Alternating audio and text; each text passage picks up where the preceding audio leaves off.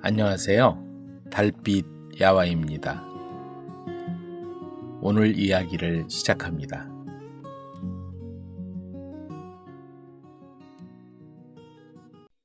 동소문 밖에서 따라온 여인. 한양 동소문 밖에 정진사라는 사람이 살고 있었다. 진사시험에 합격하여 진사라는 호칭은 얻었지만 그것으로 밥이 나오는 것도 아니고 쌀이 생기는 것도 아니었다. 정진사의 꿈은 오로지 대과에 급제하여 벼슬길에 오르는 것이었는데 그게 말처럼 쉬운 일이 아니라서 해가 바뀌어도 번번이 낙방에 쓴 잔을 마셔야 했다. 과거 시험이란 것이 글재주만 있다고 되는 게 아니라 운도 따라야 하고 때를 잘 만나야 했으니 정진사처럼 집안 배경도 변변찮고 뒤를 봐줄 권세 있는 친척 하나 없는 처지에서는 더더욱 험난한 길이었다. 집안 형편은 날이 갈수록 기울었다. 아내 박씨는 군소리 한마디 없이 남편 뒷바라지를 했지만 끼니를 때우는 것조차 버거운 날이 이어졌다. 정진사는 성균관에 드나들며 공부를 했는데 그곳에서 유생들에게 나오는 밥을 조금씩 아끼고 아껴서 저고리 품 안에 싸들고 집으로 돌아오는 날이 많았다. 남들이 보면 창피한 노릇이지만 아내를 굶길 수는 없는 일이었다. 박씨는 그런 남편이 가져온 밥을 받아들고 한사코 먼저 드시라 권하면서도 눈가를 훔쳤다. 여보, 이러고 있으면 안 되지 않겠소. 내가 바느질이라도 더 해서. 무슨 소리요? 당신이 왜 그런 고생을 해? 내가 이번엔 꼭 해낼 것이요. 정진사는 그렇게 말했지만 자신이 없었다. 등잔 기름조차 아까워 달빛 아래에서 책을 펼치는 밤이 이어졌다. 그러던 어느 해 가을이었다. 성균관에서 늦도록 글을 읽다 돌아오는 길에 동소문 밖 언덕배기를 넘어서는데 뒤에서 인기척이 났다. 으슥한 밤길이라 정진사가 흠칫 돌아보니 치마를 여미고 얼굴을 반쯤 가린 젊은 여인 하나가 말없이 따라오고 있었다. 가는 길이 같은 것이겠거니 싶어 발걸음을 이어갔는데 한 구비를 돌고 또 한 구비를 돌아도 그 여인은 여전히 뒤를 따라왔다. 정진사가 걸음을 멈추고 돌아섰다. 거기 누구요? 이 밤중에 어디를 가시는 것이오? 여인이 조심스럽게 다가서더니 고개를 숙이며 말했다. 황공하오나 나리를 따라가는 중이옵니다. 정진사는 어안이 벙벙했다. 날 따라온다니? 그게 무슨 말이오? 나를 아시기는 하오? 알지 못하옵니다. 모르는데 따라온다고? 여인은 잠시 머뭇거리다가 조용히 사연을 털어놓았다. 자신은 동소문 안쪽에 사는 최부자의 무남동녀로 2해 전에 혼례를 치렀는데 남편 되는 이가 혼인한 지 채 한 달도 못 되어 갑작스러운 병으로 세상을 떠났다는 것이었다. 그 길로 친정으로 돌아왔으나 청상 과부로 지내는 딸을 보는 아버지의 마음이 오죽했겠는가.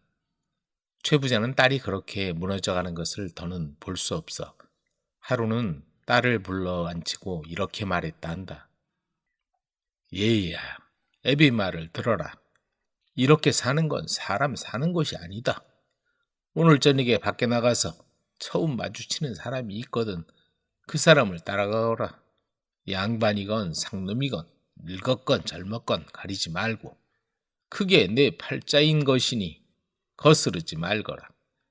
딸은 처음에는 펄쩍 뛰며 거절했지만 아버지의 눈에 고인 눈물을 보고는 차마 더 고집을 부릴 수 없었다. 그렇게 해서 저녁 어스름에 집을 나섰더니 골목을 오가는 사람들이 더러 있었지만 제 발로 먼저 어디 가는 사람이 없다가 동소문을 넘어서자마자 책보따리를 옆에 끼고 걸어가는 정진사가 눈에 들어왔다는 것이었다. 정진사는 한동안 말을 잊지 못했다. 세상에 이런 일이 있을 수 있단 말인가. 보안이 입고 있는 것이나 말하는 태도가 예사 집안 자식이 아닌 것이 분명했다. 그러나 정진사의 집 형편은 소실은커녕 본처 하나 제대로 먹이지 못하는 처지가 아닌가. 이 여인을 데려간들 무슨 수로 먹이고 입힌단 말인가. 내 사정을 들어보시오. 나는 아직 변변한 벼슬 하나 없는 선비요. 집에 쌓아둔 재산도 없고 내일 끼니가 있을런지도 모르는 형편이요. 그런 집에 가서 고생만 할 텐데 다시 생각해 보시구려. 여인이 고개를 들었다. 달빛에 비친 얼굴은 수척하면서도 단정했다. 아버지 말씀이 팔자대로 살라 하셨습니다. 나리께서 거절하신다면 저는 갈 곳이 없사옵니다. 정진사는 긴 한숨을 내쉬었다. 그리고 집으로 발길을 돌렸다. 박씨는 밤중에 남편이 젊은 여인을 데리고 들어오자 눈이 둥그레졌다. 정진사가 자초지종을 설명하자 박씨는 한참을 생각하더니 이윽고 자리에서 일어났다. 들어오세요. 박씨가 먼저 손을 내밀었다. 그 한마디에 여인의 눈에 눈물이 맺혔다. 고맙습니다, 마님. 마님은 무슨, 우리 식구가 되는 거니 편하게 지내요. 살림이 넉넉하지 못해서 불편하겠지만. 그렇게 최씨 여인이 정진사 집에 소실로 들어왔다. 최 부자는 딸이 어떤 사람을 따라갔는지 알아보고 하인을 시켜 사위가 누군지 알아보았다. 가난하기는 해도 행실이 반듯하고 학문에 뜻이 깊다는 말을 들은 최 부자는 그제야 마음을 놓았다.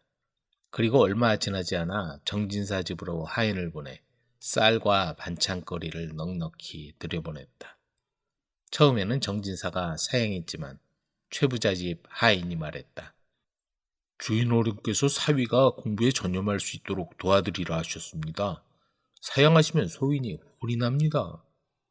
그 뒤로 정진사 집의 형편이 달라졌다. 끼니 걱정이 사라지자 정진사는 온 정신을 글 공부에 쏟을 수 있었다. 박씨와 최씨는 서로 의지하며 집안을 꾸렸는데 두 사람의 사이가 좋아 집안의 웃음소리가 끊이지 않았다. 최씨는 손재주가 좋아 살림을 알뜰히했고 박씨는 최씨를 친동생처럼 아꼈다. 정진사는 달빛 아래에서 책을 읽던 시절을 잊지 않으려 했다. 등잔기름을 아끼던 그 마음, 아내 줄 밥을 품에 품고 걷던 그 길을 마음속에 새겼다. 사람이 배가 부르면 늘어지는 법인데 정진사는 오히려 허기졌던 시절의 절박함을 끌어안고 더욱 매달렸다. 이듬해 봄 과거 시험장에 들어선 정진사는 침착했다. 손이 떨리지 않았다. 그동안 갈고 닦은 것들이 붓끝에 고스란히 담겼다. 시험장을 나서면서 정진사는 처음으로 확신을 느꼈다. 방이 붙던 날 정진사의 이름 석자가 방목에 올라 있었다. 박씨와 최씨가 서로 붙들고 울었다. 정진사는 그 모습을 보며 눈시울이 뜨거워졌다. 동소문 밖 언덕길에서 조심스럽게 따라오던 한 여인의 얼굴이 떠올랐다. 그 밤 아버지가 딸에게 말했다는 한마디가 떠올랐다. 그게 내 팔자인 것이니 거스르지 말거라. 세상 일이란 알 수 없는 것이다. 버려지듯 친정으로 돌아온 청상의 처지가 어찌 생각하면 한 집안의 새 인연이 되고 가난한 선비의 막힌 길을 트는 물꼬가 될 줄 누가 알았겠는가. 사람의 팔자란 정해진 것인지 스스로 만드는 것인지 알 수 없지만 정진산의 세 식구는 그날 이후 오랫동안 오손도손 잘 살았다고 한다. 모자란 신랑, 재치 있는 신부. 옛날 어느 마을에 모자란 총각이 장가를 들었다. 신부는 재치 있고 똑똑한데 신랑이 문제였다. 물려받은 재산이 있어서 밥 굶을 걱정은 없었지만 글 공부를 해서 과거 시험을 본다든가 장사를 해서 돈을 번다든가 하는 일은 이미 물 건너간 듯 했다. 정혼할 때만 해도 수려한 외모에 재산도 있어 1등 신랑감이라고 생각했는데 혼례를 치르고 첫날 밤에 신랑의 실체가 드러난 것이다. 신부는 그 사실을 알면 부모님이 걱정할까봐 친정에는 비밀로 했다. 그래도 남편은 힘이 장사라 농사일에는 타고났으며 성격이 온순하고 심성이 착한 사람이었다. 신부는 이미 정해진 일이니 운명으로 받아들이기로 했다. 어느 날 남동생이 근처를 지나다가 이상한 소문을 들었다. 매형이 좀 모자란다는 거였다. 설마 그럴 리가. 한번 가봐야겠어. 남동생은 누나에게 찾아가겠다고 기별을 보냈다. 어떻게 해야지? 여자는 한참 고민하다가 남편을 불렀다. 처남이 온다니까 내 말 잘 듣고 그대로 해야 해요. 알았어. 여자는 남편을 아랫목에 앉히고 오른쪽 엄지발가락에 가는 실을 묶어 벽에 구멍을 뚫어 부엌으로 연결해 놓았다. 한 번 당기면 부모님은 안녕하신가 하고 물어보세요. 알았어. 두 번 당기면 집안 식구들도 무고하고 하고 물어보는 거예요. 알았어. 세 번 당기면 자넨 요즘 어떤가 하고 물어보세요. 알았다니까. 그렇게 당부를 하고도 안심이 되지 않아서 여러 번 연습을 했다. 마침내 처남이 찾아왔다. 매형이 모자란다는 소문이 사실이 아니기를 한번 확인해보자. 집에 찾아가니 누나가 반갑게 맞아주었다. 매형은 방으로 들어가 봐. 안방에 들어가니 남편이 아랫목에 앉아 있었다. 처남이 자리에 앉으니 부엌에 있던 아내가 줄을 한번 당겼다. 부모님은 안녕하신가? 네. 그렇게 대답하고 처남은 생각했다. 소문과는 다르구나. 그때 줄이 두 번 당겨졌다. 집안 식구들도 무고하고. 그럼요.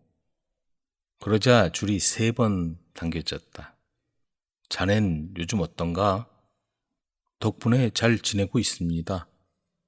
그리고 처남은 안도의 한숨을 내쉬었다. 뜬소문이군. 그럼 그렇지. 부엌에 있던 여자도 이제 안심하고 오랜만에 보는 동생에게 맛있는 음식이라도 만들어주려고 장독대로 장을 풀어갔다. 그런데 부뚜막에 있던 강아지가 이를 내고 말았다. 여자가 줄을 당기는 걸 보고서 아무도 없는 틈을 타 그 줄을 당긴 것이다. 한 번 당기니까 남자가 말했다. 부모님은 안녕하신가? 두 번 당기니까 집안 식구들도 무고하고. 마침내 계속 당겼다. 자넨 요즘 어떤가? 처남은 당황해서 어쩔 줄 몰랐다. 잠시 후 여자가 부엌에 돌아와 보니 강아지가 줄을 가지고 장난을 치고 있었다. 여자가 남동생에게 당부했다. 부모님께는 비밀로 해야 한다. 처남은 그 길로 집으로 돌아갔다. 며칠 고민하던 처남은 부모에게 사실대로 털어놓았다. 한번 확인해 봐야겠다.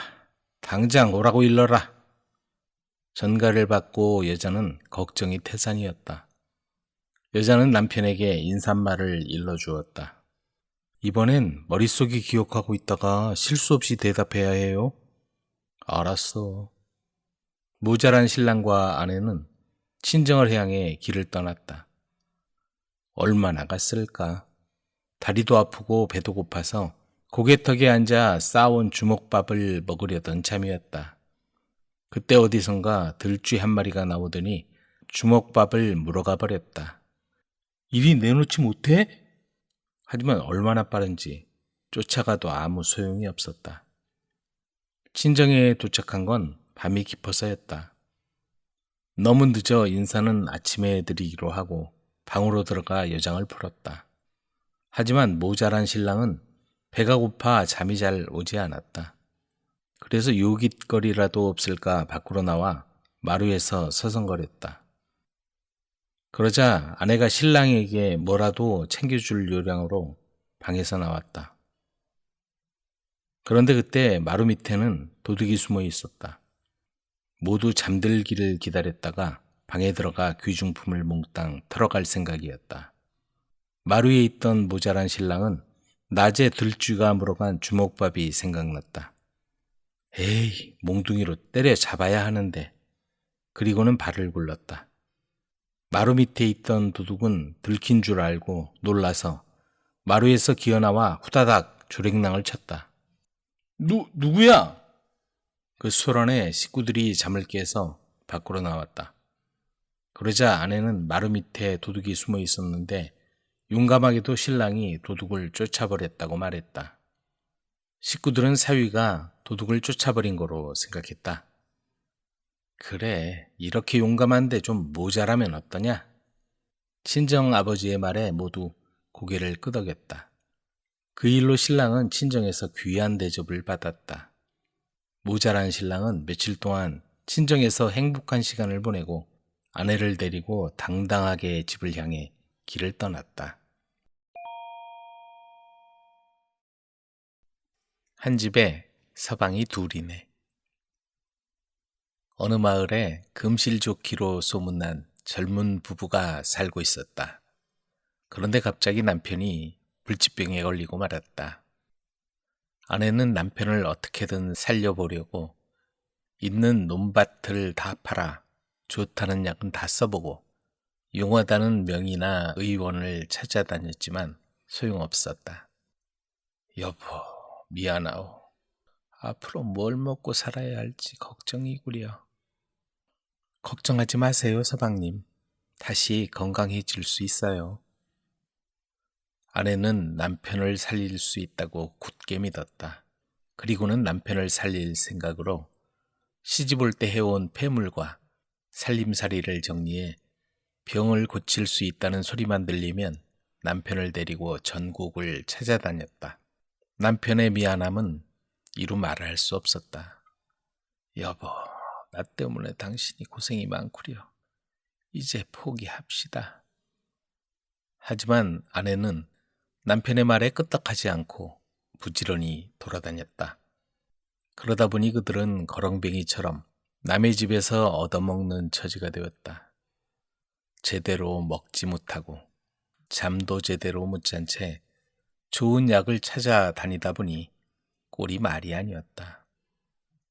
여자의 몸으로 수척한 남편을 업고 다니는 아내의 마음을 누가 알 수 있을까?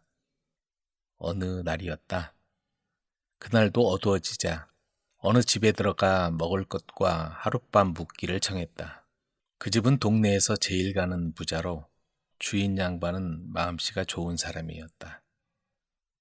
그런 몸으로 다닐 수 있겠소? 우리 집에서 밥도 하고 청소도 하면서 지내면 어떻겠소? 이제 돈도 떨어지고 지칠 대로 지친 부부에겐 그보다 더 고마운 일이 없었다. 그렇게 고마운 일이 또 어디 있을까? 이 은혜를 어떻게 갚아야 할지 몸둘 바를 모르겠습니다. 아내는 그동안의 서름이 복받쳐 눈물이 하염없이 흘러내렸다. 아내는 그 집에서 밥도 짓고 청소도 하고 빨래도 하면서 집안일을 모두 맡아 했다. 남편도 잘 먹고 잘 자고 잘 쉬니 병이 조금 나아지는 듯 했다. 더욱이 고마운 건 주인 양반이 남편을 위해 약도 사오고 의원도 불러주는 것이었다. 그러나 남편의 병이 근본적으로 불치병이라서 주인의 수고도 허사였다. 그렇다 해도 집을 떠난 일에 가장 편안하고 행복한 생활이었다. 이렇게 호강하며 산다는 건 생각만 해도 꿈만 같았다. 남편의 바람은 그저 사는 날까지 고통 없이 비굴하지 않게 사는 것이었다. 그러면서도 주인 양반의 은혜를 어떻게 보답해야 할지 생각했다. 며칠을 고심하던 남편이 드디어 입을 열었다. 여보, 이렇게 편히 사는 건 다 주인 어른 덕분이요. 주인 어른께 보답을 하고 싶소. 그러면 좋겠지만 우리 처지에 보답할 길이 있어야지요. 정말 주인 어른께 고맙고 미안해요. 그렇다고 여기를 떠날 수도 없고요. 이곳을 떠났다간 당신 병이 더 나빠질 테니. 나는 고칠 수 없는 병이고 이제 죽을 날만 기다리고 있는 처지지만 당신 고생이 이만저만 아니요. 여보, 그래도 너무 상심하지 말아요. 살다 보면 병이 나을 수도 있으니 우리 오래오래 함께 살아요. 여보, 당신하고 나하고 오래오래 살다가 한날 한시에 세상을 뜨면 좋겠지만 우리 인연은 여기까지인가 보. 이제 저 세상에 가서 편히 쉬고 싶소. 남편과 아내는 두 손을 부여잡고 눈시울을 붉혔다. 그 집 주인은 호랍이었다. 몇 해 전에 아내를 먼저 보내고 혼자 살고 있었다. 그러다가 병자 부부가 사랑방에 살면서 살림살이를 돌봐주니 생활이 안정되었다. 호랍이 생활에 여러모로 힘들었는데 그들로 인해 많은 도움이 된 것이다. 남편은 마침내 아내에게 자기 생각을 말하기로 했다. 힘든 결정이었지만 남편은 미어지는 가슴을 쓸어내렸다. 남편의 말을 들은 아내는 기가 막혀 아무 말도 못하고 있다가 여보, 그건 있을 수 없는 일이에요. 저는 그렇게는 할 수 없어요. 하고 흐느껴 울었다.